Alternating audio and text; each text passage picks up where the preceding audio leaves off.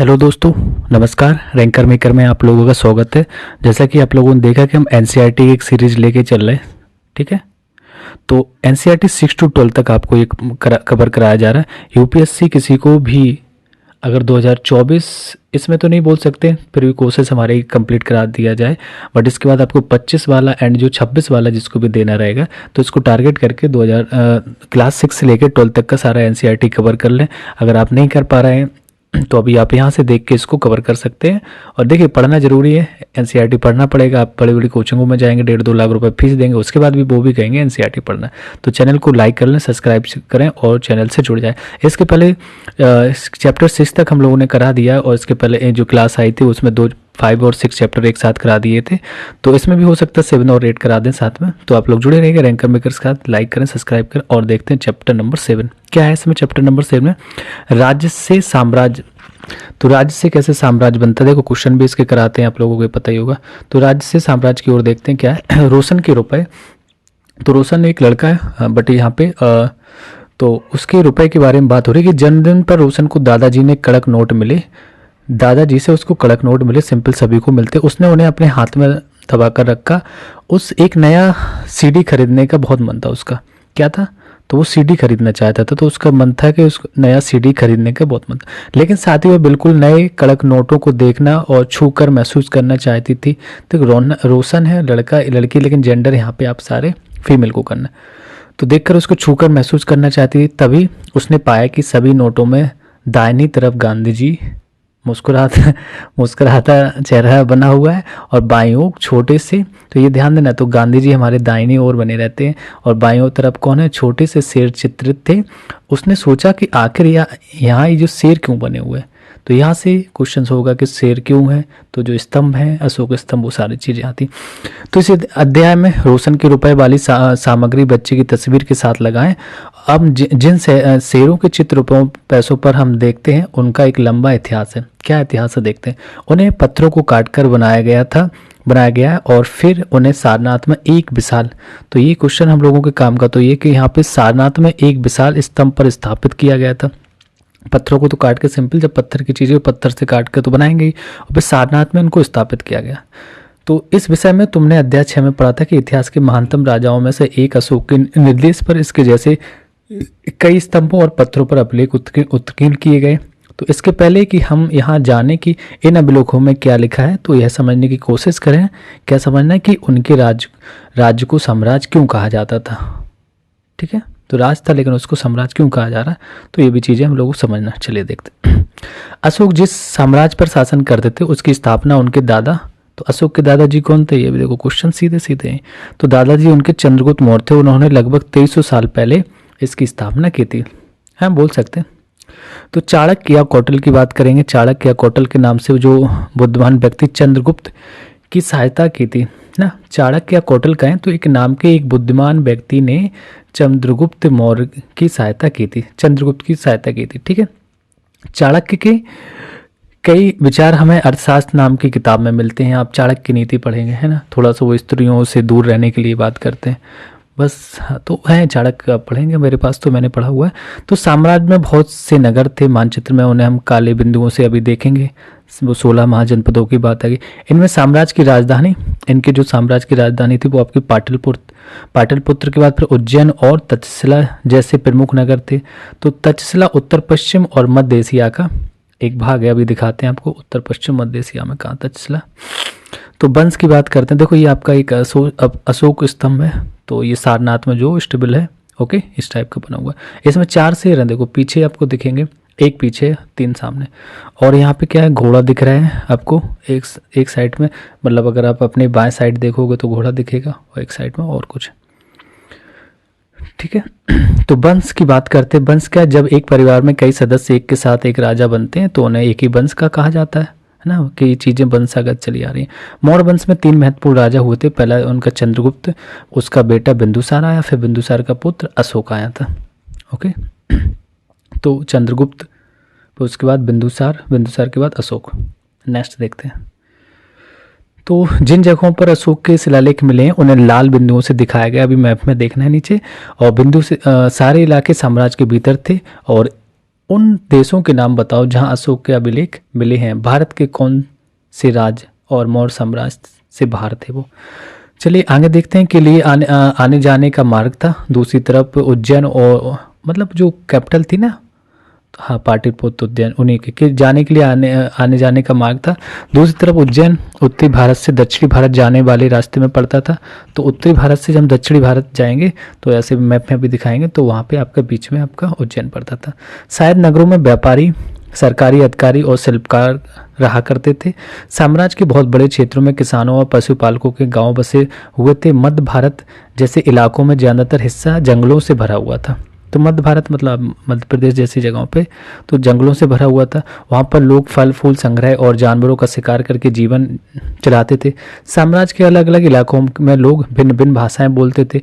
वे लोग शायद अलग अलग प्रकार का भोजन करते थे और यहाँ तक कि अलग अलग किस्म की पोशाक भी पहनते थे। तो ये आपके देखो ये पूरा मानचित्र है मौर्य साम्राज्य, उस युग के प्रमुख नगर और अभिलेखों से ये चीज़ें। तो ये जितने ढेर सारे आपके रेड पॉइंट दिख रहे हैं ये आपके क्या है कि मौर्यकालीन है। तो यहाँ से देखते ही अफगानिस्तान का लमक पड़ेगा, अब कांधार है ना। पहले तो भारत ही था ना, अखंड भारत। फिर ऊपर देखते हैं तो अफगानिस्तान में आपका मनु सेहरा है, शहबाज गढ़ी था, तक्षशिला देखो अब आएगा भी, कलसी, टोपरा, बहापुर, दिल्ली, मेरठ है ना, लुम्बिनी, रामपुरबा, लोहरिया, अरराज, सारनाथ, पाटलिपुत्र, कौशाम्बी, इलाहाबाद, रूपनाथ, सांची, गुज्जर, उज्जैन, गिरनार और पनगुरिया, सोपारा, सन्नति, मस्की, ब्रह्मगिरी, एरागुडी, कलिंग, जौगढ़, धौली, ये सारी चीज़ें थी यहाँ पे। तो इतने ढेर सारे नाम थे। ओके चलिए आगे देखते हैं। तो यहाँ पे लिखा था कि जो काले हैं वो महत्वपूर्ण नगर थे और रेड वाले अभिलेखों के प्राप्ति स्थल थे। तो रेड से बहुत सारे वो इनके अभिलेख मिले, देखो सारे मिले, बट दो तीन जगह जैसे उज्जैन छोड़ देंगे क्योंकि उनका महत्वपूर्ण नगर था, पाटलिपुत्र छोड़ देंगे, तक्षशिला छोड़ देंगे। तो 3 इनके महत्वपूर्ण नगर थे। उसके बाद इनके जहाँ से 7 ही मिले हैं। चलिए नेक्स्ट देखते हैं। तो राज साम्राज्य कैसे भिन्न है ये बताना है। चूँकि साम्राज्य राज्यों से बड़े होते हैं है ना, तो राज्यों से बड़ा ही होगा साम्राज्य का उनका, और उनकी रक्षा के लिए बड़ी सेनाओं की जरूरत होती थी। इसलिए जो सम्राटों को राजाओं की तुलना में ज़्यादा संसाधनों की जरूरत होती है। इसी कारण उन्हें बड़ी संख्या में कर इकट्ठा करने वाले अधिकारियों की जरूरत भी होती थी। और जो साम्राज्य का जो प्रशासन था, चूँकि मौर्य साम्राज्य बहुत बड़ा था इसलिए अलग अलग हिस्सों पर अलग अलग ढंग से शासन किया जाता था। पाटलिपुत्र और उसके आसपास, तो हम देखते हैं यहाँ पे पाटलिपुत्र और उसके आसपास के इलाकों पर सम्राट का सीधा नियंत्रण था। इसका मतलब यह हुआ कि इस इलाके के गांव और शहरों के किसानों या पशुपालक हैं, जो भी शिल्पकार हैं, व्यापारी, ये व्यापारियों से कर इकट्ठा करने के लिए राजा अधिकारियों की नियुक्ति करता था। ठीक है, तो अधिकारी उनको सजा भी देते थे, अब जो भी गलतियां करेंगे कर नहीं देंगे। इनमें से कई अधिकारियों को वेतन भी दिया जाता था। संदेश भाग एक जगह से दूसरी जगह घूमते रहते थे और राजा के जासूस अधिकारियों के कार्यकलाप पर नजर रखते थे। जासूस भी थे। एक नॉर्मल कहानी लिखी है, जो अपने काम की वो अंडरलाइन करेंगे। इन सबके ऊपर सम्राट था, जो राज परिवार का वरिष्ठ मंत्रियों की सहायता से सब पर नियंत्रण रखता था। तो वही मंत्री परिषद जैसे प्रेजेंट में रहती है, ऐसे वहाँ पे भी वरिष्ठ मंत्रियों से वो इसके बारे में डिस्कस करते थे। मौर्य साम्राज्य के भीतर कई छोटे क्षेत्र या प्रांत थे, इन पर तक्षशिला या उज्जैन, तो जो छोटे और कुछ प्रांत थे तो तक्षशिला या उज्जैन जैसी प्रांतीय राजधानियों से शासन किया जाता था। कुछ हद तक एक पाटलिपुत्र से इन क्षेत्रों पर नियंत्रण रखा जाता था और अक्सर राजकुमारों को वहाँ का राज्यपाल, तो किसको, राजकुमारों को वहाँ का राज्यपाल या गवर्नर बनाकर भेजा जाता था। लेकिन ऐसा लगता है कि इन जगहों पर स्थानीय परंपराओं और नियमों को ही माना जाता था और प्रादेशिक केंद्रों के बीच विस्तृत क्षेत्र थे। जो प्रादेशिक केंद्र थे उनके बीच में विस्तृत क्षेत्र भी थे। इनके इलाकों में मौर्य शासक सिर्फ मार्गों, तो मौर्य शासक क्या, ये मार्गों और नदियों पर नियंत्रण रखने की कोशिश करते थे, जो कि आवागमन के लिए महत्वपूर्ण थे। यहाँ से उन्हें जो भी संसाधन, मतलब बीच से एक राज्य से प्रांत से दूसरे में जा रहे तो बीच के जो रास्ता था उन पे ये निगाह रखते थे। तो यहाँ से उन्हें जो भी संसाधन कर या भेंट के रूप में मिलते थे उसे इकट्ठा किया जाता था। उदाहरण के लिए अगर हम बात करें कि अर्थशास्त्र में यह लिखा है, क्या लिखा है कि उत्तर पश्चिम कंबल के लिए और दक्षिण भारत सोने, और उत्तर पश्चिम ध्यान देना कंबल के लिए, और जो दक्षिण भारत है वो सोने और कीमती जो पत्थरों के लिए प्रसिद्ध था। संभव है कि संसाधन नजराने के रूप में इकट्ठे किए जाते होंगे, क्योंकि यहाँ से उत्तर से अगर आप दक्षिण जा रहे हैं, दक्षिण से उत्तर जा रहे हैं, तो कहीं ना कहीं टैक्स के रूप में या जो नजराने के रूप में कुछ कुछ न देते हैं। तो नीचे से दक्षिण साइड से पत्थर ला रहा है, सोना ला रहा है, ऊपर से आपके उत्तर भारत से भी कुछ चीज़ें लाते थे। और अंत में जंगल वाले इलाके आते थे। वहाँ रहने वाले लोग काफ़ी हद तक स्वतंत्र थे। उनसे यह उम्मीद की जाती थी कि वे मौर्य पदाधिकारियों को हाथी, लकड़ी, मधु और मोम जैसी चीज़ों को प्रोवाइड कराएं। तो ये कौन लोग देखें, जंगली लोग थे जो मतलब जंगल में रहते थे, जंगल निवासी वाले हाथी, लकड़ी, मधु और मोम जैसी चीज़ों को उपलब्ध कराते थे राजाओं को। तो नजराना देख लेते हैं क्या होता है भैया। जहाँ कर नियमित ढंग से इकट्ठे किए जाते थे वही नजराना है ना। तो अनियमित रूप से जब भी संभव हो इकट्ठा किया जाता था, तो ऐसे नजराने विविध पदार्थों के रूप में प्रायः ऐसे लोगों से लिए जाते थे जो स्वेच्छा से इसे देते थे। राजधानी में सम्राट, तो राजधानी में सम्राट की भूमिका देखते हैं क्या है। मैगस्थनीज की पुस्तक के बारे में लिखा है कि मैगस्थनीज चंद्रगुप्त के दरबार में पश्चिम एशिया के यूनानी राजा सेल्यूकस निकेटर का राजदूत था। तो मैगस्थनीज कहाँ आया था, ये चंद्रगुप्त मौर्य के दरबार में आया था। और पश्चिम एशिया जो यूनानी राजा था सेल्यूकस निकेटर, तो उनका एक राजदूत था। मैगस्थनी ने जो कुछ देखा उसका उन्होंने विवरण भी किया है, और वो यहाँ पे लिखते हैं, क्या लिखते हैं देखते हैं। यहाँ हम उसके विवरण का एक अंश दे रहे हैं। क्या लिखा है कि सम्राट का जनता के सामने आने के अवसरों पर शोभा यात्रा के रूप में जश्न मनाया जाता था। उन्हें एक सोने की पलकी में ले जाया जाता था। उनके अंगरक्षक सोने और चांदी से, भैया देख लीजिए, जो भी अंगरक्षक थे ना, सोने और चांदी से अलंकृत हाथियों पर सवार रहते थे। कुछ अंगरक्षक पेड़ों को लेकर चलते थे। तो इन पेड़ों पर जो प्रशिक्षित तोतों का एक झुंड रहता था, जो सम्राट के सिर के चारों तरफ चक्कर लगाता रहता था। राजा सामान्यतः हथियारबंद महिलाओं से, अब देख रही उस टाइम पे ये महिलाओं को रखते थे, वो भी हथियारबंद महिलाओं से घिरे होते थे। तो ये पॉइंट आपका पूछा जाता है किसने कहा था, तो मैगस्थनीज ने अपनी किताब में उल्लेख किया है कि राजा हथियारबंद महिलाओं से घिरे होते थे। ये मौर्यकालीन की बात कर रहे हैं। वे हमेशा इस बात से डरे रहते थे कि कहीं कोई उनकी हत्या करने की कोशिश ना करे। उनके खाने के पहले खास नौकर उस खाने को चखते थे। वे लगातार 2 रात एक ही कमरे में नहीं सोते थे, मतलब हमेशा बदल बदल के भी सोना, डर रहता था। और पाटलिपुत्र, मतलब जो आधुनिक पटना है, वो पाटलिपुत्र के बारे में हम कुछ चीज़ों को देखते हैं क्या है। तो पाटलिपुत्र यह एक विशाल खूबसूरत नगर है। तो जो वर्तमान का जो पटना है आपका, वो ये है आपका पाटलिपुत्र। यह एक विशाल प्राचीर से घिरा है। प्राचीर मतलब दीवालों से घिरा हुआ है, जिसमें लगभग 570 बुर्ज हैं। ठीक है, 570 बुर्ज हैं और 64 द्वार हैं। 2-3 मंजिल वाले घर हैं ये, और लकड़ी कच्ची ईंटों से बने। राजा का महल भी काठ से बना था, जिसे पत्थर की नक्काशी से अलंकृत किया गया था। काठ का बना था लेकिन पत्थर की नक्काशी से अलंकृत किया गया था। यह चारों तरफ से उद्यानों और चिड़ियों के लिए बने बसेरों से घिरा है। राजा द्वारा खाना खाने के पहले खास नौकर उस खाने को चखते थे। देख रहे हैं, नौकर अपना बलिदान दे देते।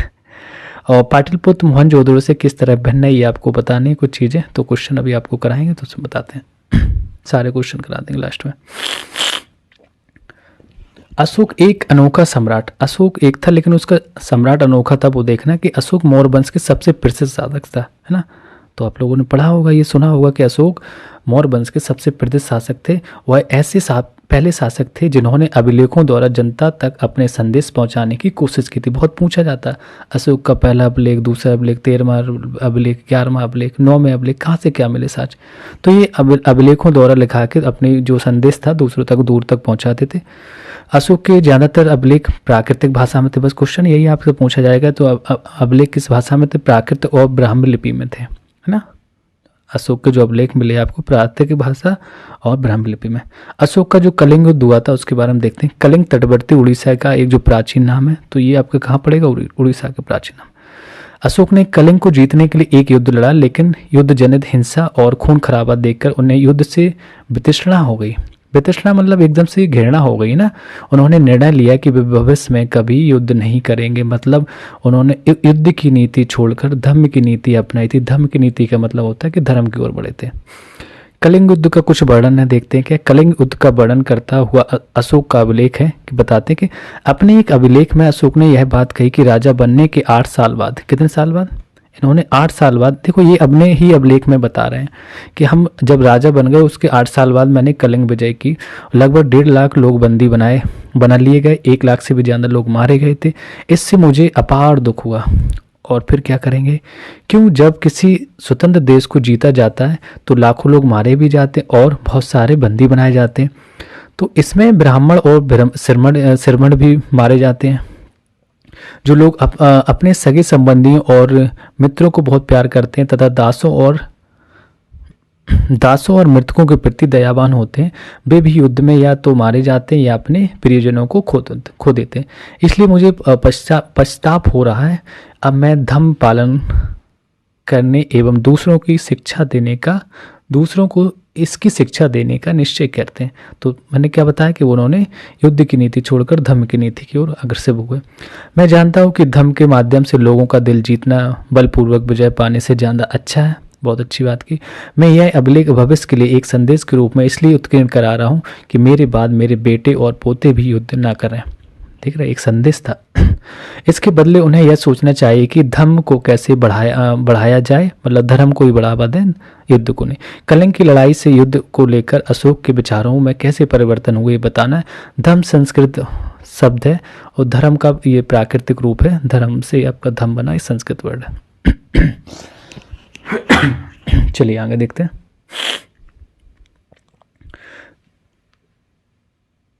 चलिए, इसमें लिखा है कि उत्कृष्ट जो पॉलिश पत्थर की, ये इस मूर्ति में बता रहे हैं, मूर्ति दिखा रहे हैं। लिखा है कि उत्कृष्ट पॉलिश पत्थर की इस मूर्ति को देखो और यह बिहार के रामपुरवा में मिली है। एक मौर्यकालीन स्तंभ का हिस्सा है। अभी इसे राष्ट्रपति भवन में रखा गया है और यह उस समय की मूर्ति कला का एक नमूना। ये मूर्ति दिख रही ना, तो ये बिहार के रामपुरवा से मिली थी और इसको राष्ट्रपति भवन में अभी रखा गया। ठीक है, अब इसको देखते हैं।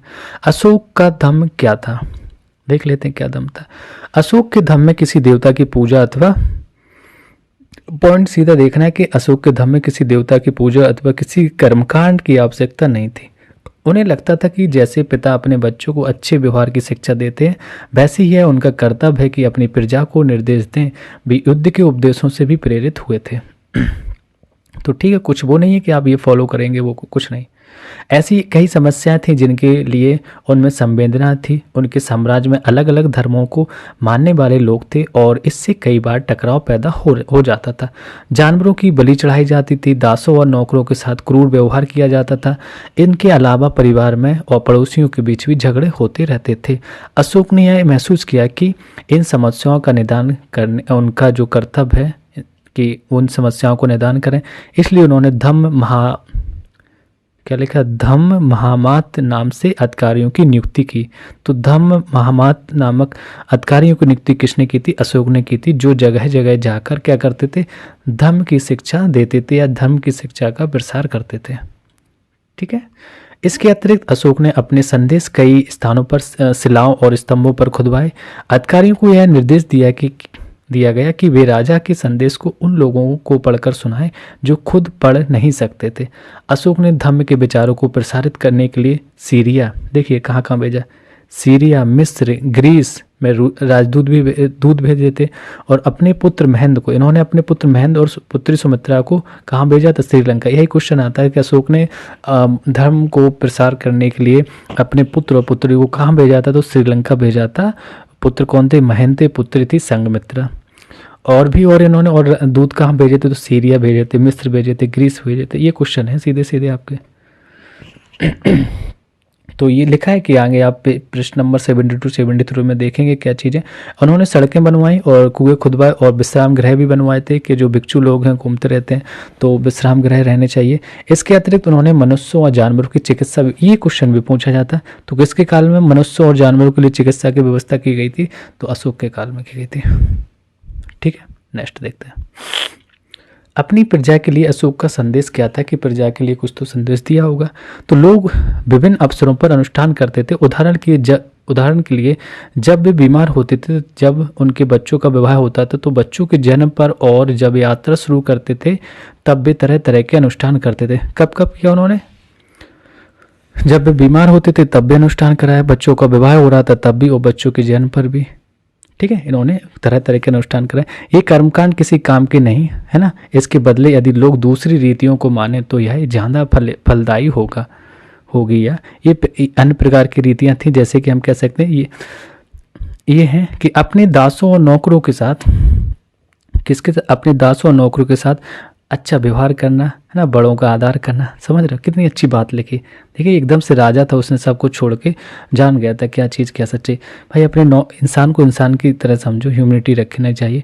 अपने दासों नौकरों के साथ अच्छा व्यवहार करना, बड़ों का आदर करना, सभी जीवों पर दया करना, देखो और ब्राह्मणों तथा श्रवणों को दान देना। अपने धर्म की प्रशंसा या दूसरों के धर्म की निंदा करना, दोनों ही बातें गलत हैं। कि आप जिस धर्म से हैं उसकी प्रशंसा करें और दूसरे का निंदा करें, ये भी गलत बात है।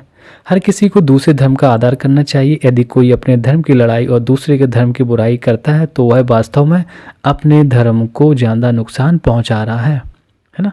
तो किसी के धर्म की बुराई भी नहीं करनी। इसलिए हर किसी को दूसरे के धर्म के प्रमुख विश्वासों को समझने की कोशिश करते हुए उसका आदर करना चाहिए। अशोक के संदेश के उन हिस्सों को बताओ जो आज भी प्रासंगिक हैं। तो देखेंगे अभी एक लिपि लिखी के लिखा कि ब्राह्मी लिपि में आधुनिक भारत की ज़्यादातर लिपियां पिछले सैकड़ों वर्षों में ब्राह्मी लिपि से उत्पन्न हुई हैं। यहाँ आप आ अक्षर को अलग अलग भाषाओं की लिपियों में देख सकते हैं। चलिए देखो, ये आ बना है। प्रारंभिक जो ब्राह्मी लिपि थी उसको आ ऐसे बनाया गया था। फिर देवनागरी हिंदी आई तो थोड़ा सा आ सही से दिखाई दिया जैसे बनाया जाता। बांग्ला में आ को ऐसे बनाया जाता है, तो आप ये सीख सकते हैं। मलयालम में आ को ऐसे बनाते हैं, तमिल में आपको सामने दिख रहा है इस टाइप का बनाया जाता। ठीक है, चलिए नेक्स्ट देखते हैं। तो ये क्वेश्चन आ गए हैं, अब इसकी एक्सरसाइज देख लेते हैं। देखो छोटे छोटे चैप्टर हैं, मैंने कहा ना कि 2-3 चैप्टर से एक क्लास में 2 चैप्टर कराया करेंगे। ठीक है, क्वेश्चन लिखा है कि तुम कलिंग में रहती हो और तुम्हारे माँ बाप को युद्ध में काफ़ी दुख उठाने पड़े हैं। अभी अभी अशोक के दूत धम्म के नए विचारों को लेकर आए। आपने अपने माता पिता और संदेश भागों के बीच बातचीत का वर्णन करो, क्या क्या होगा। पहले उपयोगी वर्ड देख लेते हैं। जैसे उपयोगी शब्द क्या था, साम्राज्य आया था, राजधानी, अधिकारी और संदेश भाग प्रांत थे और धम्म थे। तो देखते हैं क्वेश्चन नंबर क्या। फर्स्ट में लिखा है मौर्य साम्राज्य में विभिन्न काम धंधों, क्या कि विभिन्न काम धंधों में लगे हुए लोगों की सूची बनाओ। तो भैया आप जो विभिन्न काम धंधों में लोग लगे थे उनकी सूची बना लें। कौन कौन था भाई, एक सरकारी अधिकारी होता था जो देख रेख करते थे ना, है ना, और कृषक भी थे इसमें, पशुपालक की हम लोगों ने बात देखी, और शिल्पकार थे जो मूर्तियां बनाते थे, क्योंकि ऊपर ही देखा था कि एक बड़ा सा पत्थर था, उसके फिर अशोक स्तंभ बनाया गया। व्यापारी थे, तो व्यापारी के बारे में हम लोगों ने देखा कि एक दक्षिण भारत और उत्तर भारत से लोग आते जाते थे। संदेश भाग थे जो गुप्त सूचना देते थे इधर के उधर। जासूस भी थे, हाँ। जो फल फूल संग्राहक थे, मतलब जो जंगलों में बीच में देख रहे, मैंने कहा उत्तर पश्चिम में और यहाँ दक्षिण में रहते थे, बीच में जंगल वाला एरिया था, तो वो फल फूल संग्रह करते थे, शिकारी भी थे। ठीक है, तो ये आपका हो गया इस क्वेश्चन का आंसर। नेक्स्ट क्वेश्चन नंबर 2 देखते रेगिस्तान करना है। लिखा है जहाँ पर सम्राटों का सीधा शासन था वहाँ अधिकारी वसूलते थे, क्या वसूलते भैया, कर ही तो वसूले। तो यहाँ पे आप कर लिख देंगे, तो कर को वसूलते थे। राजकुमारों को अक्सर प्रांतों में, फिर स्पेस लिखा है के रूप में भेजा जाता। भाई गवर्नर के रूप में भेजा था ना, जो राजकुमार थे उनको गवर्नर के रूप में, या हम राजपाल बोल सकते हैं, वहाँ उस समय के राजपाल या गवर्नर के रूप में उनको भेजा जाता था। आपका नेक्स्ट लिखा है कि मौर्य शासक आवागमन के लिए महत्वपूर्ण, फिर स्पेस दिया गया, और फिर स्पेस पर नियंत्रण रखने का प्रयास करते। भाई मार्गों पर और नदियों पर, पहले तो मार्गों पे नियंत्रण करते थे, है ना, और उसके बाद यहाँ पे नदियाँ हो जाएंगी कि नदियों पे भी नियंत्रण करते थे, क्योंकि जो इधर से उधर जा रहे हैं उनके लिए। ठीक है, चलिए नेक्स्ट क्वेश्चन देखते हैं इसका।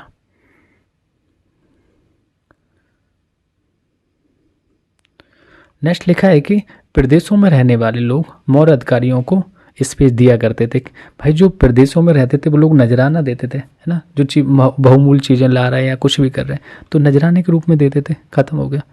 क्वेश्चन नंबर 3 को देखते हैं क्या लिखा। 3 में लिखा है कि बताओ कि तुम निम्नलिखित वाक्य सही है गलत। तो सही गलत बताना है और हम लोगों के क्वेश्चन क्लियर हो जाएंगे।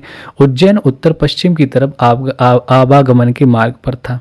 तो ये बताना है कि सही है या गलत है। उज्जैन कहाँ था भाई, ये तो गलत है ना, क्योंकि उज्जैन उत्तर पश्चिम की जो तरफ आवागमन का मार्ग नहीं था।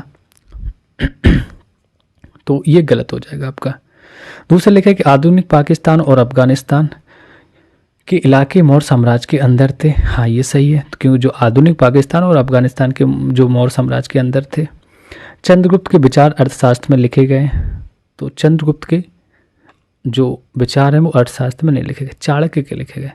कलिंग बंगाल का प्राचीन नाम था, ये भी गलत है भाई, उड़ीसा का था। अभी देखे अशोक के ज़्यादातर अभिलेख ब्राह्मी लिपि में थे, सही है ना, ब्राह्मी लिपि थी और प्राकृतिक। ठीक है, नेक्स्ट देखते हैं। चलिए और देखते हैं कि हाँ अभी और क्वेश्चन है। आओ चर्चा करें, क्या लिखा है, कुछ महत्वपूर्ण तिथियां दी गई, जैसे मौर्य साम्राज्य की शुरुआत 2300 साल पहले हुई थी, बता दिया इन्होंने, है ना। और क्या लिखा है, क्वेश्चन नंबर 4 में लिखा है कि उन समस्याओं की सूची बनाओ जिनका समाधान अशोक धम्म द्वारा करना चाहता था। भाई धम्म से क्या करने थे, वो अलग अलग जो धर्म को मानने वाले लोगों के बीच आपसी टकराव को कम कर रहे थे, है ना, कि एक दूसरे धर्म की बुराई मत करो। जानवरों की बलि देने से मना कर रहे थे सबसे, यही तो अच्छे अच्छे काम की। जो दास थे कह रहे थे दासों और नौकर के साथ आप अच्छे से बात करें, क्रूरता उनके साथ क्रूरता वाला व्यवहार ना करें। परिवार और पड़ोसियों के बीच के झगड़े को सुलझाते थे। ये था उस क्वेश्चन नंबर 4 का आंसर। क्वेश्चन नंबर 5 देखते हैं। 5 में लिखा कि धम्म के प्रचार के लिए अशोक ने किन साधनों का प्रयोग किया था। तो उसके प्रचार के लिए उन्होंने जो साधन का यूज किया था, जिसे धम्म महामात की नियुक्ति की थी उन्होंने, क्योंकि वो क्या करता था, वो सबको जा जाके धम्म के बारे में जानकारी देते। धम्म महामात, है ना, ये मत बोलिएगा, ये क्वेश्चन इंपॉर्टेंट है। विदेशों में उन्होंने धम्म प्रचारक के लिए आपके जैसे ग्रीस था, यूनान था, यहाँ पे प्रतिनिधियों को भेजा था और देखा था कि भैया अपने लड़का लड़की को, महेंद्र को सुमित्रा ऐसे कुछ नाम था, संघमित्रा, इनको श्रीलंका भेजा था दोनों को। ठीक है। और यहाँ पे कुछ अधिकारी ऐसे भी नियुक्त किए जिन्होंने जो राजा के संदेशों को उन लोगों तक पहुँचाते थे। अब जो नहीं पढ़ पाते तो उनको वो पढ़ के सुनाते थे। हाँ यही था। चलिए क्वेश्चन नंबर 6, तुम्हारे अनुसार दासों और नौकरों के साथ बुरा व्यवहार क्यों किया जाता होगा? क्या तुम्हें ऐसा लगता है कि सम्राट के आदेशों से उसकी स्थिति में सुधार हुआ होगा? अपने जवाब के कारण बताना है। तो भैया दासों के साथ जो बुरा व्यवहार किया जाता था क्योंकि वे प्रायः युद्धबंदी या जैसे खरीदे हुए, है ना, या युद्ध में जो कोई राजा हार गया उन लोगों को लाया जाता। इसमें स्त्री पुरुष दोनों ही होते थे और इनका जो स्थान है वर्ण व्यवस्था में सबसे नीचे होता था, एकदम सबसे नीचे स्तर के लोग। इनकी समस्याओं को जो निराकरण हेतु कोई भी सामाजिक तथा राजनीतिक संगठन कुछ भी नहीं होता था कि कोई इनकी सुने बात, कौन सुनेगा। तो फिर यहाँ पे सम्राट अशोक ने जो इनके आदेशों से दासों की स्थिति में अवश्य जो भी सुधार हो सके उनकी बात कही, क्योंकि धम्म के द्वारा दासों की समस्या को दूर करने का भी प्रयास किया गया था। चलिए क्वेश्चन नंबर 7 देखते हैं। रोशन को यह बताते हुए कि हमारे रुपयों पर शेर क्यों दिखाए गए, एक पैराग्राफ लिखो, कम से कम एक और चीज़ का नाम लिखो जो इस पर इन्हीं शेरों के चित्र बने गए। तो भाई आप लिख सकते हैं कि हमारे रुपये पर जो शेर का चित्र है ना, बड़ा महत्वपूर्ण ऐतिहासिक महत्व है उसका। क्यों महत्व, तो अभी आप लोगों ने देख लिया, क्योंकि सम्राट अशोक के शासनकाल के दौरान ही ये 4 शेर की मूर्ति बनाई गई थी, है ना। मैंने कहा ना एक पीछे था, और फिर सारनाथ में इसको एक विशाल स्तंभ पर स्थापित भी किया गया है। तो ये सारी चीज़ें लिख देंगे। और चित्र पर जो हम रुपयों के जो सिक्के या जो अतिरिक्त भारत सरकार के द्वारा प्रयोग किए जाने वाले जितने भी सभी दस्तावेज हैं ना, जितने भी सरकारी भारत सरकार वाले, या यहाँ पे जो अंतर्देशीय पत्रों तथा जो भी स्टाम्प है सब पे यही बने रहते हैं। लास्ट क्वेश्चन है आज का कि अगर तुम्हारे पास अपना अभिलेख जारी करने की शक्ति होती तो तुम कौन सी 4 राजाज्ञाएं देते? भाई हम अगर हमारे पास ये शक्ति होती कि हम अभिलेख जारी करेंगे तो पॉजिटिव विचार लिखना है। यहाँ पे क्या लिखोगे? हम भाई ऐसे बोल सकते हैं कि सभी धर्मों का जो सम्मान करेंगे, या बोलते कि सभी धर्म, मतलब हम मान लीजिए किंग ही या प्रधानमंत्री, तो हम ऐसा आदेश देंगे कि सभी धर्मों का जो है सम्मान किया जाए, वो भी बराबर से। किसी विशेष वर्ण के प्रति भेदभाव नहीं किया जाएगा कि आप छुआछूत मान रहे हैं, ऐसा कुछ नहीं करना। सभी को शिक्षा का समान अवसर देना चाहिए, मूल अधिकार हो जाएगा। हाँ, स्त्रियों को पुरुष के बराबर का अधिकार प्राप्त होना चाहिए। तो ऐसे ही आप पॉजिटिव चीज़ों 4 पूछी तो उन्होंने 4 हमने बता दिया। तो ये आपका चैप्टर नंबर 7 हम लोगों ने कर लिया। इसी में चैप्टर नंबर 8 भी ऐड कर देते हैं, ठीक है।